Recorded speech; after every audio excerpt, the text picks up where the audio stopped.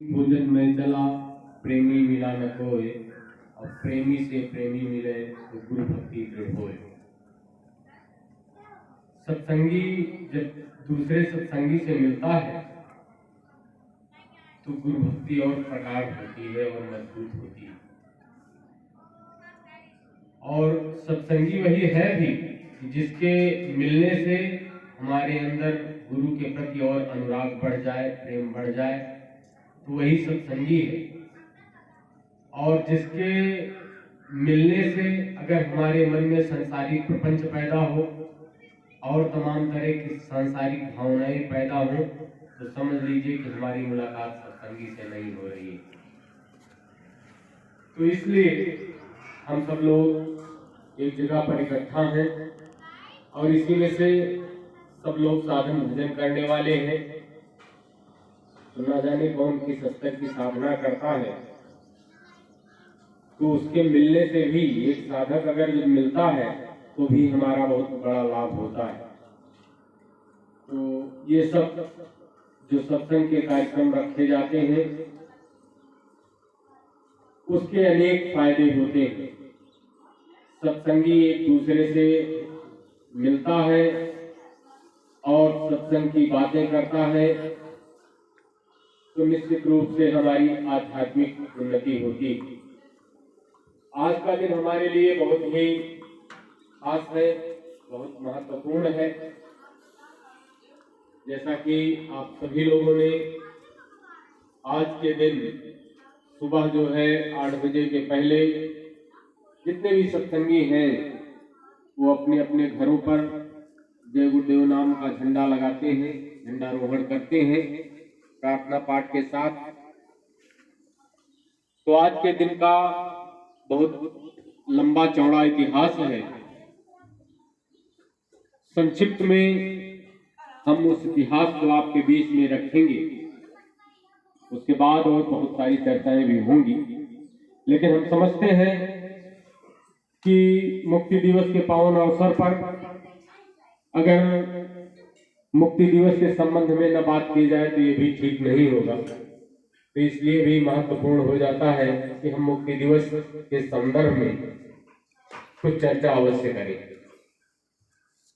जो हमारे बीच में बुजुर्ग बैठे हुए हैं वो डेट भले ही न याद हो, लेकिन आपातकाल का वो दौर उनको जरूर याद होगा। 26 जून सन 1975 को इमरजेंसी लगाई गई थी और आपात स्थिति की घोषणा की गई थी पूरे देश में। उसके बाद गुरु महाराज को फोन आया था कि आपको मथुरा के डीएम साहब ने बुलाया है और घर पर बुलाया। गुरु महाराज अपनी गाड़ी से डीएम साहब के घर पर गाड़ी चला करके गए। वहां पर डीएम साहब ने गुरु महाराज के हाथ में वारंट पेपर थमा दिया। तो गुरु महाराज ने पूछा कि हमारा गुनाह क्या है, तो कुछ बात तो थी नहीं, तो कुछ इधर उधर का बहाना बता दिए। तो कहा कि अब हम आपको मीसा के अंदर जो है वो जेल में डालेंगे।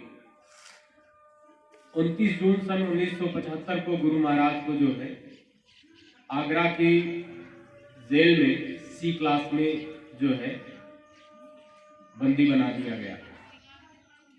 तो वहां बहुत सारे लोग थे, तमाम कैदी थे। जब देखा कि गुरु महाराज को अंदर कर दिया गया तो सब लोगों ने बहुत जो है उसमें जो है हल्ला मचाया, शोरगुल किया। तो गुरु महाराज को फिर सुपीरियर क्लास में रखा गया। गुरु महाराज को वहां पर पीने के लिए, अब 29 जून का दौर आप समझे तो एकदम गर्मी का दिन होता है। गर्मी के दिनों में गुरु महाराज को पानी गर्म करके पीने के लिए दिया जाता। पहनने के लिए कुछ था नहीं, तो आधी धोती जो है वो फाड़ करके वो उसी धोती को जो है पहनते थे बदल बदल करके। उसके बाद फिर जो है गुरु महाराज को वहां पर रखा गया और तमाम तरह से यातनाएं दी जाती रही। बाद में तमाम घटनाएं घटित हुई और उसके बाद तमाम तरह की लानत भी दी गई गुरु महाराज को। और बरेली सेंट्रल जेल में रखा गया।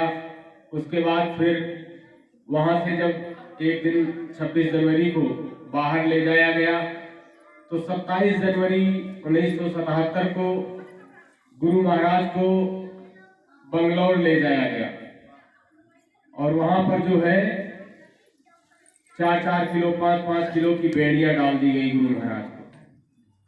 तो गुरु महाराज ने पूछा था कि आखिर किस गुनाह की सजा हमको दी जा रही है, तो कोई बात तो बता नहीं पाए, लेकिन अब यह है कि कहा कि गुनाह कुछ भी नहीं है, लेकिन अब यह है कि ऊपर से आदेश है। तो वो सब कष्ट दिए गए गुरु महाराज को। अंत में बंगलौर से फिर तिहाड़ जेल में, दिल्ली की तिहाड़ जेल में गुरु महाराज को लाया गया और तिहाड़ जेल में देवेंद्र कुमार सेन और उपराज्यपाल किशन चंद्र जी थे, मुसलमान प्रधानमंत्री के गुरु रामायणी पंडित जी थे। ये तीनों लोग आए और गुरु महाराज से कहने लगे, तमाम बातें की, सौदेबाजी करने लगे कि आप कांग्रेस की खिलाफत मत करो, नहीं तो आपको कई सालों तक जेल में रहना पड़ेगा, और अगर आप कांग्रेस का समर्थन कर दो तो आपको चंद घंटों में छोड़ दिया जाएगा।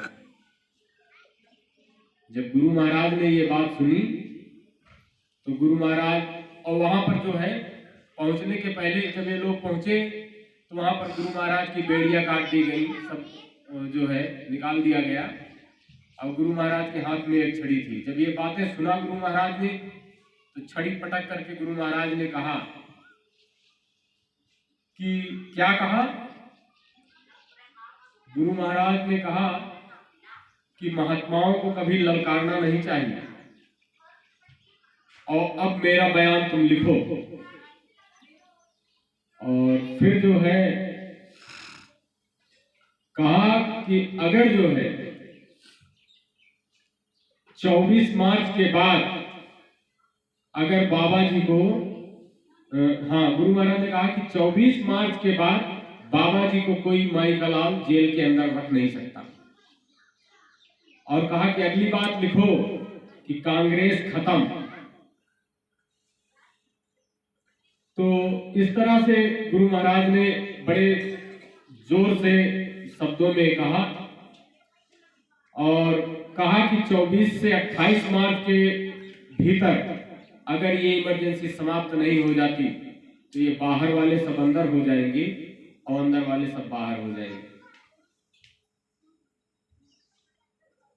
तो फिर वो लोग वहां से चले गए और गुरु महाराज को हेलीकॉप्टर तक देने की, 2 करोड़ रुपए देने की, आश्रम की सारी जमीन वापस करने की तमाम बातें कह के गए, लेकिन गुरु महाराज जो है कभी झुकने वाले थे नहीं।